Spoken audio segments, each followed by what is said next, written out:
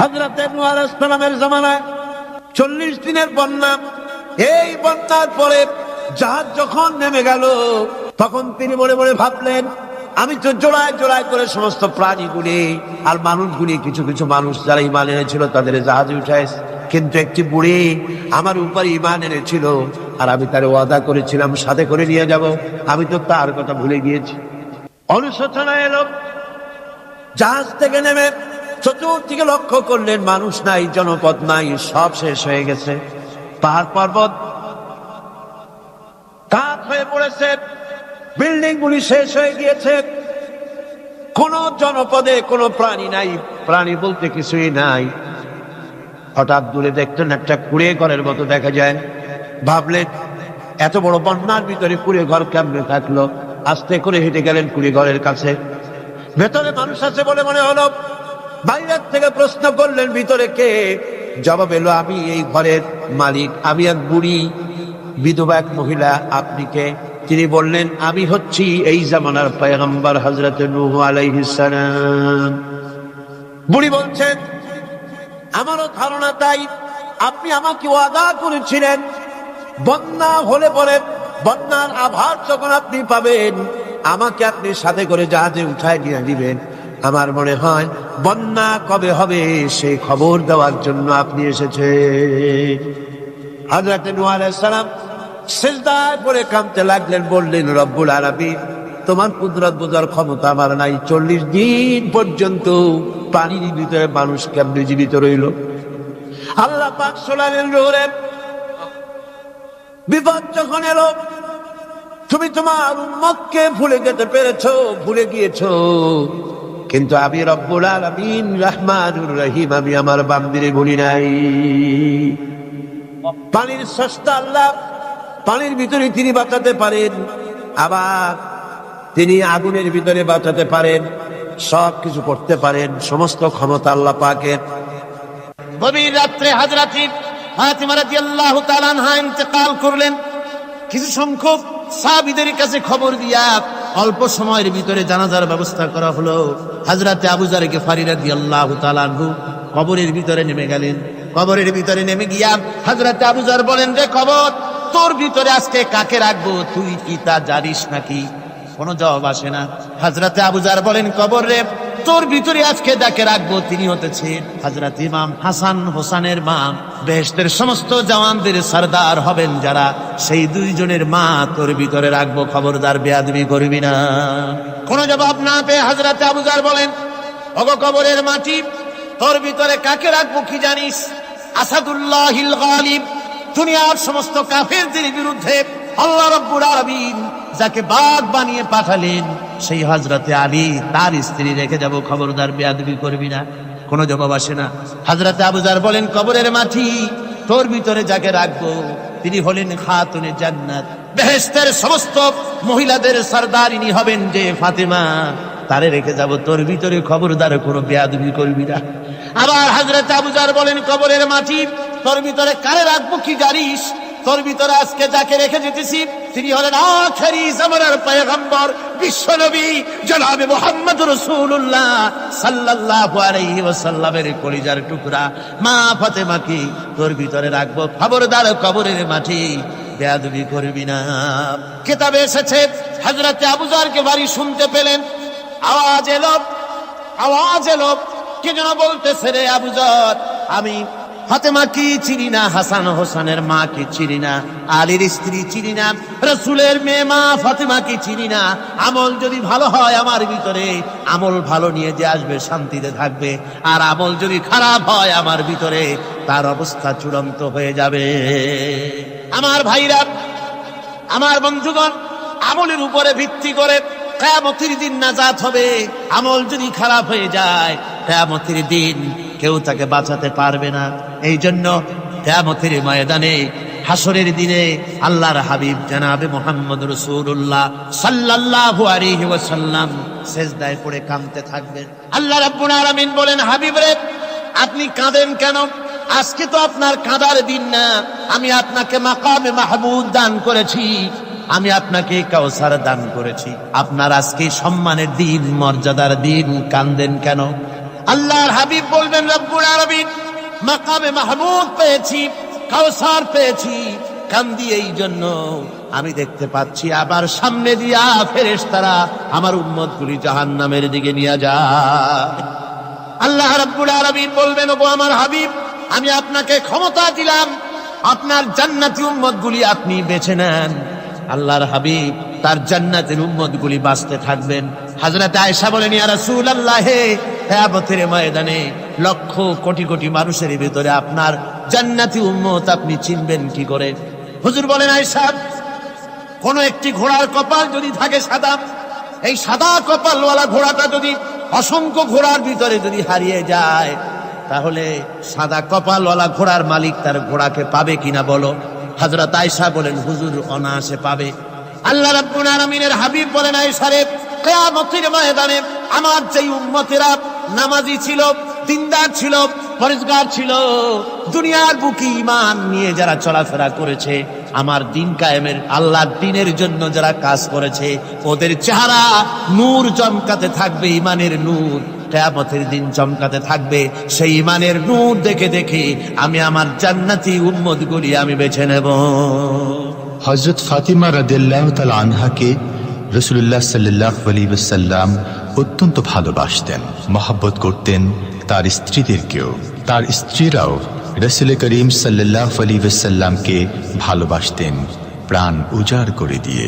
নবীজি বলেছেন, কন্যার পিতাদেরকে গালি দিও না।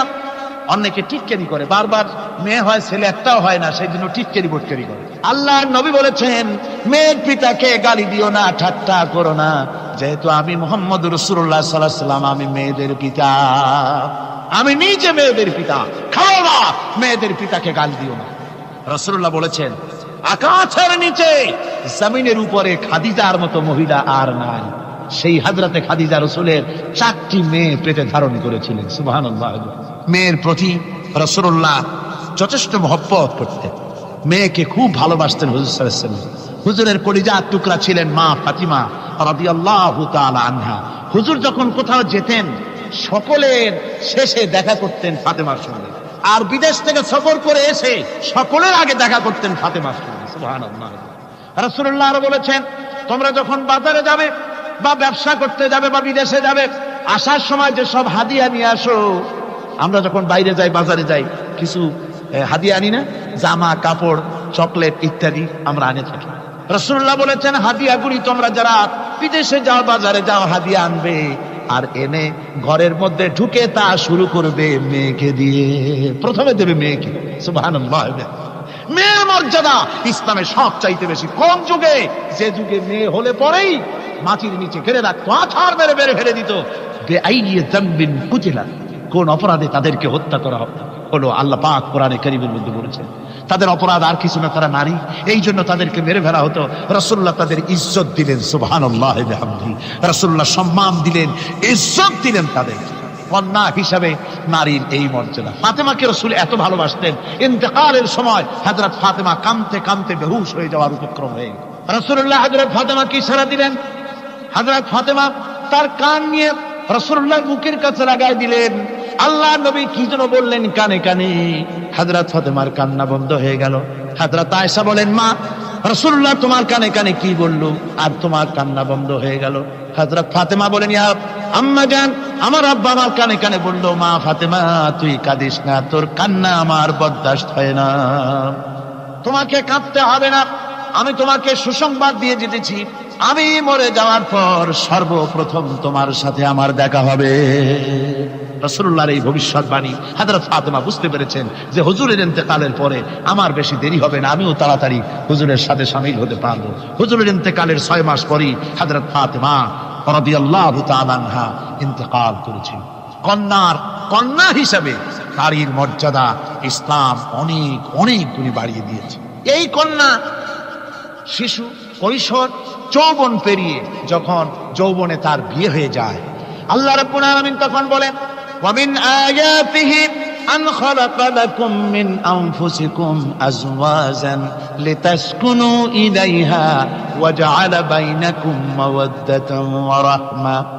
আল্লাহ পাক বলেন, আমার নিদর্শনের ভিতরে এটিও একটি নিদর্শন, যে আমি তোমাদের থেকে তোমাদের জোড়া তৈরি করেছি, তোমাদের স্ত্রীদেরকে তৈরি করেছি, তোমাদের সাথে তোমাদের স্ত্রীর ভালোবাসা সৃষ্টি করেছি, মহব্বত সৃষ্টি করেছি।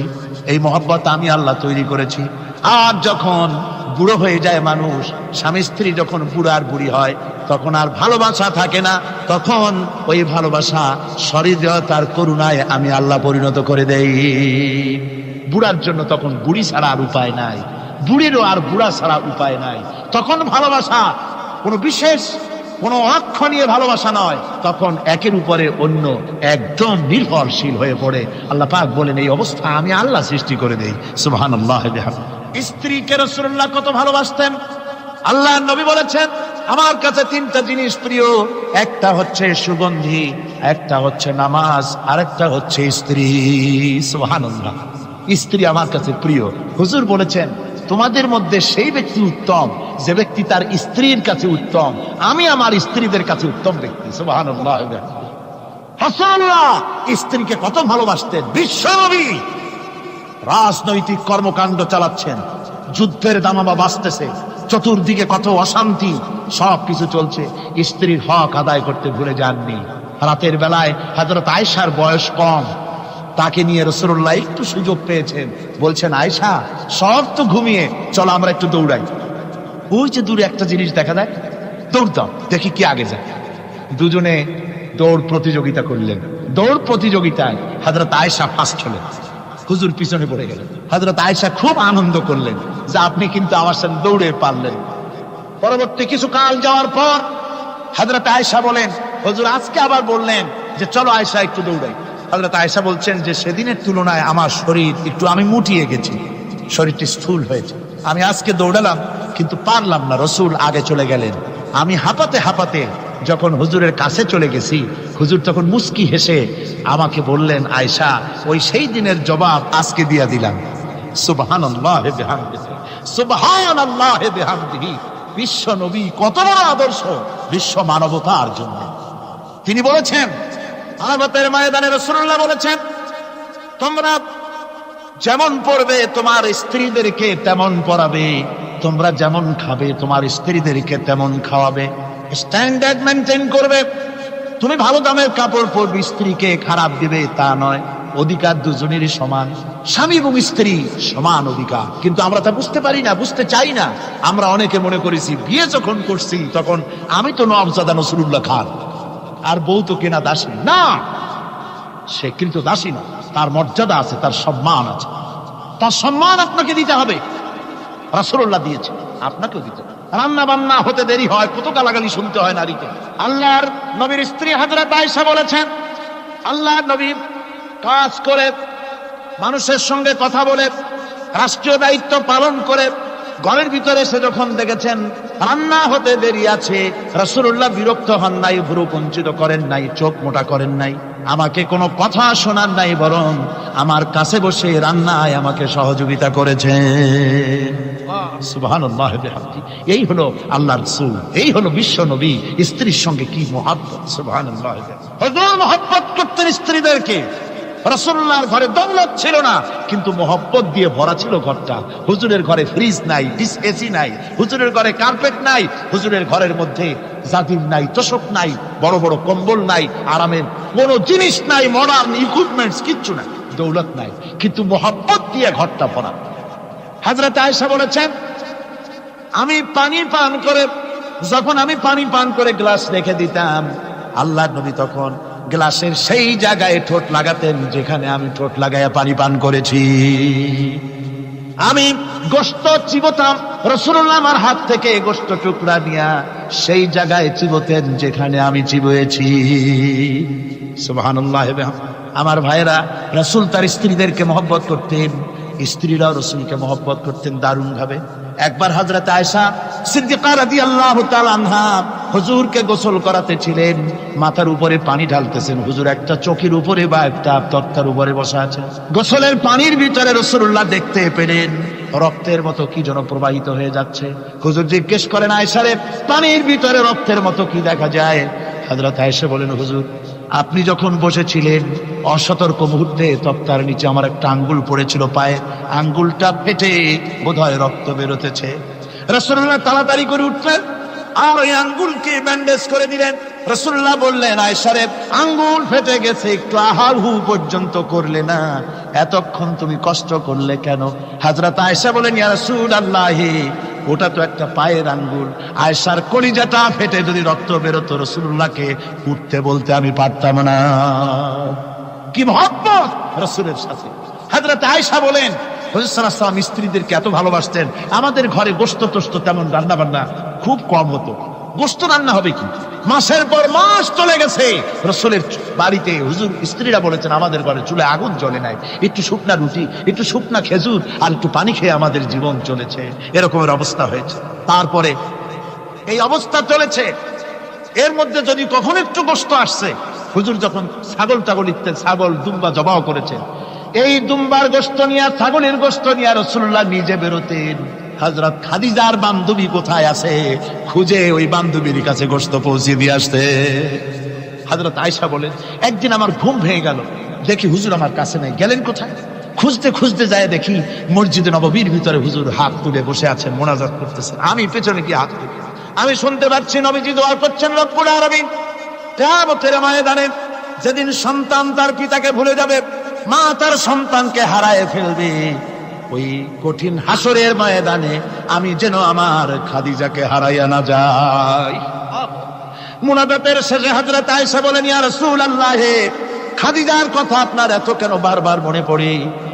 একটা বুড়িরে বিয়ে করেছিলেন 25 বছর বয়সের সময়, 40 বছর বুড়ি, তার কথা কেন এত মহব্বত আপনার মনে পড়ে? তার থেকে যুবতী মেয়ে, সুন্দরী মেয়েকে আপনার স্ত্রী হিসেবে আপনি পান নাই? হুজুর বলেন, আয়েশা রে, খাদিজা সম্পর্কে এমন কথা তুমি আর বলো না, তোমরা সবাই আমার সুখের দিনের স্ত্রী, আর খাদিজা আমার এমন সময় স্ত্রী ছিল যখন মক্কায় আমার আশ্রয় ছিল না, তামাম মক্কা নগরীতে আমার আশ্রয় ছিল না। খাদিজার সঞ্চিত সমস্ত ধনরাশি ইসলাম কবুল করার পর দুহাতে খাদিজা বিতরণ করে দিয়েছে। হযরত আয়েশা বলেন, হুজুর আমার গোস্তাকি মাফ করে দেন, আমি আর এরকম বলবো না, তবে খাদিজা সম্পর্কে আমার এই কিছু একটু শুনান। হুজুর বলেন, আয়েশা রে শোনো, গভীর রাত, যত রাত হোক না কেন, ইসলামের দাওয়াত দিয়ে দিয়ে গভীর রাত্রে আমি যখন বাসায় ফিরেছি, ঘরে এসেছি, দরজায় একটা মাত্র ডাক দিয়েছি, খাদিজা, অমনি দরজা খুলে গেছে। আমি জিজ্ঞেস করেছি, খাদিজা রে, যত রাত্রে আসলাম, যতবার আসলাম, একটা ডাকের বেশি লাগলো না, তুমি কি ঘুমাও না? হযরতে খাদিজা বলেছেন, ইয়া রাসূলুল্লাহ, আমার মনের ভিতরে ভয় থাকে, আল্লাহ রাসূল দিনের খেদমতে বাইরে আছেন, আমি যদি আরামে বিছানায় ঘুমায় থাকি আর নবীজি দরজার কাছে দাঁড়ায় আমারে ডাকাডাকি করবে, উঠতে যদি দেরি হয়ে যায় নবীজির সঙ্গে বেয়াদবি হয়ে যাবে, এই মনে করে আপনি না আসা পর্যন্ত দরজার সাথে পিঠ লাগাই আমি দাঁড়াইয়া দাঁড়াইয়া ঘুমাই। আমার ভাইরা, হযরতে খাদিজার ইজ্জত স্বয়ং আল্লাহ দিয়েছেন। কে দিয়েছে? হাদিস শরীফে এসেছে, রাসূলুল্লাহ জাবালে নূরে বসা, গারে হেরার ভিতরে বসা, হযরতে জিবরাইল রাসূলুল্লাহর সঙ্গে কথা বলতেছেন। একটু পরে হযরত জিবরাইল বলেন, ইয়া রাসূলুল্লাহ, আমি আর এখানে বসবো না, আমি এখন চলছি, আমি দেখতে পাচ্ছি খাদিজা আসতেছে আপনার জন্য খাবার নিয়ে। খাদিজা যখন আপনার কাছে পৌঁছে যাবে, আপনি খাদিজাকে শোনায় দিবেন আল্লাহ রাব্বুল আলামিন খাদিজাকে সালাম জানাইছে। সুবহানাল্লাহ। রাসূলুল্লাহর কাছে হযরতে খাদিজা যখন আসলেন, হুজুর বললেন, খাদিজা, আজকে তোমার জন্য দারুণ সুখবর। বলে কি? বলে আল্লাহ পাক, জিবরাইল কেমন উঠে গেল আমার কাছ থেকে, জিবরাইল বলে গেল আল্লাহ তোমাকে সালাম বলেছে। হযরত খাদিজা কেঁদে ফেললেন, বললেন, ইয়া রাসূলুল্লাহ, আমার নারী জন্ম সার্থক, আল্লাহ আমাকে সালাম বলেছে, এর জবাব কেমনে দিতে হয় হুজুর আমি তো জানি না, আপনি আমার পক্ষ থেকে আল্লাহর সালাম কিভাবে দেওয়া লাগে আপনি দিয়ে দিন, আমি তো বুঝি না কেমনে আল্লাহর সালামের জবাব দেব। হুজুর বললেন, খাদিজা, শুধু আল্লাহ নয়, জিবরাইলও তোমাকে সালাম বলে গেছে।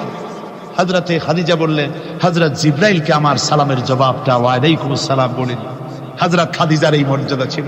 আমার ভাইরা, রাসূল পাক সাল্লাল্লাহু আলাইহি ওয়াসাল্লাম এভাবে মহব্বত করেছেন স্ত্রীদেরকে। সুতরাং স্বামী স্ত্রীর মহব্বত আল্লাহর জান্নাতি নিয়ামত। কি নিয়ামত?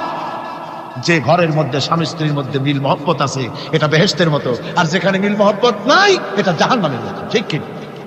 সুতরাং মহব্বত করুন, বেশি বেশি স্যাক্রিফাইস করুন, বেশি বেশি স্যাক্রিফাইস।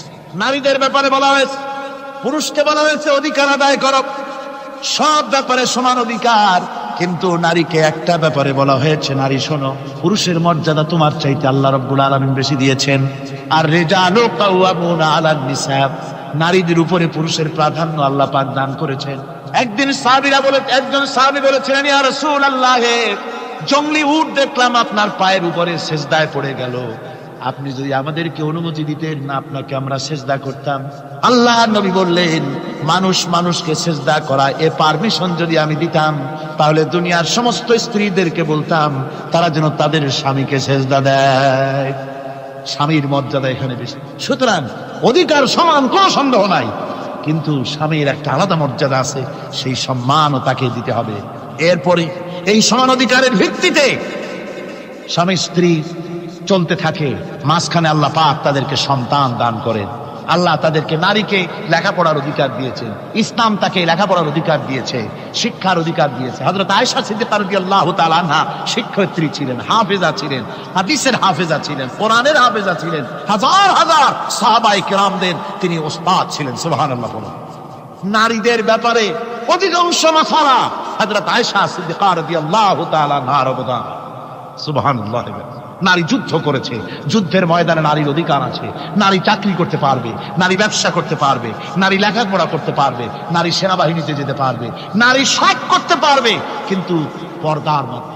জনৈক সাহাবী ইসলাম গ্রহণ করার পরও রাসূলুল্লাহ সাল্লাল্লাহু আলাইহি ওয়াসাল্লামের কাছে অনুশোচনা করছিলেন তার কন্যা সন্তান নিজ হাতে হত্যা করার জন্য।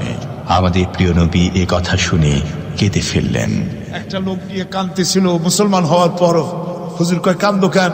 কই যে এই যে আমার গুনাহ কি মাফ হয়েছে? হুজুর বলেন, হ্যাঁ মাফ হয়ে গেছে। কলেমা পড়ছো, মাফ হয়ে গেছে। কয় যে হুজুর আমি তো মারাত্মক গুনাহ করছি। বলে কি? বলে আমার একটা মেয়ে, সেই মেয়েটাকে নিয়ে আমি, ঘটনা লম্বা, আমি সংক্ষেপে বলতেছি, মেয়েটাকে ফাঁকি দিয়া তারে আমি মারবো, বুঝতে দেই নাই আমার বউরে। বললাম চলো বেড়াইতে যাই। মেয়েটা আমার সাথে সাজাই দিয়েছে, তার মা বেড়াতে নিয়ে যাবো এই কথা মনে করে। মেয়েটা কদ্দূর যায়, আবার আব্বা আব্বা বলে আমার দিকে ফিরে আসে, আবার পিছনে থাকে, আবার আব্বা আব্বা বলে জড়ায় ধরে। এইভাবে করতে করতে যখন নির্জন এলাকায় গেলাম, আমি পাহাড়ের পাশে গর্ত খোঁড়া আরম্ভ করলাম। গর্ত কুচি আর মাটি ছিটে এসে আমার দাড়িতে লাগে। বাচ্চা মেয়েটা আমার কাছে এসে দাড়ি দিয়ে ধুল ছাড়ায় দেয়। আব্বা তোমার দাড়িতে ধুল লাগতেছে, তুমি এই কষ্ট করতেছো কেন? মেয়ে তো বোঝে না যে আমি তার জন্য কবর খুঁজতেছি। কবরটা খোঁড়া হয়ে যাওয়ার পর মেয়েটারে বান্ধা শুরু করলাম। মেয়ে এখন কাঁদতেছে, বাবা আমার বান্ধো কেন? আমি তারে বাঁধা জোরে ওর মধ্যে নিক্ষেপ করে দিলাম। মেয়েটা গর্তের মধ্যে বসে চিৎকার করে বলছে, আব্বা তুমি আমারে বাঁচতে দাও, আমি তোমার বাপ বলে সমাজে হ্যাঁ করবো না, আমি ভিক্ষা করে খাবো, আমার বেরো না। লোকটি বলছি, ইয়া রাসূলুল্লাহ, আমার মনে দরদ আসলো না। আমি একটা পাথর উঁচু করে আমার মেয়ের বুক লক্ষ্য করে জোরে মেরে দিলাম। বুকটা ফেটে রক্ত ফিনকি দিয়ে উঠলো। আমার মেয়ের বুক থেকে আওয়াজ বেরোলো। আমার কালে যেন এখনো সেই আওয়াজ বাজে। হাদিস শরীফে এসেছে, হুজুরের চোখের পানি দাড়ি ভিজে ভিজে জামার উপরে পড়তেছিল। হুজুর বললেন, আহারে, মানুষও পারে এইরকম কাম করতে। পৃথিবীতে নারীর যখন কোনো সম্মান ছিল না, মর্যাদা ছিল না, সেই সময় আমার রাসূল, আমার বিশ্বনবী নারীদেরকে সম্মানের হাত ধরে গর্তের ভিতর থেকে উঠাইয়া রানীর সিংহাসনে বসায় দিলেন। সুবহানাল্লাহ। মায়ের মর্যাদা দিয়ে দিলেন। সুবহানাল্লাহ। নারীরা আমাদের মায়ের জাত। নারীরা আমার কি এর জাত? মায়ের জাত। আমার মা বোনেরা, তোমাদের সম্মান কত তোমরা জানো না। আমরা পুরুষ, আমাদের পায়ের তলে জুতা, আর তোমরা আমাদের মায়ের জাত। তোমরা নারী, তোমাদের পায়ের তলে আল্লাহর জান্নাত, আল্লাহর ব্যস্ততা তোমাদের পায়ের তলে। এই সম্মান আল্লাহ তোমাদের দিয়েছে, নবী দিয়েছে। সুবহানাল্লাহ। কর ভাইরা আমার, অধিকার ইসলাম দিয়েছে। বিবাহ যখন হয়, এই বিবাহের সময় এজেন্ট আনতে হয়। আর বিবাহ হচ্ছে বিবাহ বৈঠক। এজেন্ট আনার জন্য ওই যে কি জানি কয়, ম্যারেজ রেজিস্ট্রার বা মৌলবি সাহেব, কার অনুমতি আগে নেয়? বলেন কার অনুমতি? তাহলে অধিকার ইসলাম পুরুষে দিল না মেয়ে লোকের দিল? আগে মেয়ে লোকের কাছে যাও, মেয়েটাকে জিজ্ঞেস করো সেই বিবাহে রাজি আছে কিনা। সুবহানাল্লাহ পড়ে। এই বিবাহে রাজি আছি কিনা জিজ্ঞেস কর, তার অধিকারী বেশি। এরপরে এই বিবাহে করার ব্যাপারে কত বৈষম্য।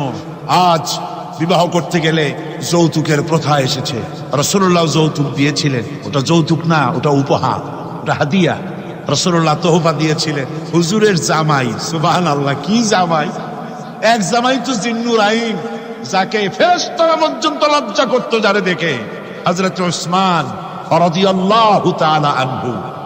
আরেকজন হযরত আলী কাররামাল্লাহু ওয়াজহাহু। হযরত আলী, যার সম্পর্কে রাসূল পাক সাল্লাল্লাহু আলাইহি ওয়াসাল্লাম যাকে কত সম্মান দিয়েছেন, কত মর্যাদা দিয়েছেন, এই হলো হযরত আলী হুজুরের জামাই। আনা মদিনাতুল ইলম ওয়া আলিউম বাবুহা, আমি হলাম জ্ঞানের রাজ্য, আর আলী হলো সেই রাজ্যে প্রবেশের দরজা। সুবহানাল্লাহ। ভাইরা, এই হলো জামাই।